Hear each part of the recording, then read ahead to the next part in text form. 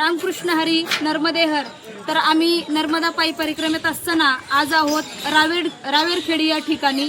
तर आम्ही आता जाणार आहोत बाजीराव पेशवे यांच्या समाधीकडे।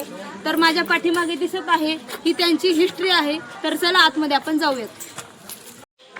पेशव्यांच्या समाधी समोरचा हा व्ह्यू आहे आणि इथे हे खूप जुन्या काळातलं हे मला पिंपळाचं झाड दिसत आहे आणि हे पुढचं दृश्य आहे। असं थोडक्यात त्यांनी इथे त्यांचा हा इतिहास जो आहे तो दाखवलेला आहे।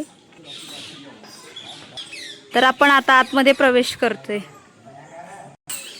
इकडे परिक्रमावासी जे आहेत ते संपूर्ण हे आतमधलं जे दृश्य आहे ते बघतायत। बाजीराव पेशवे यांची ही समाधी स्थल आहे। तर हा जो आतला परिसर आहे पूर्ण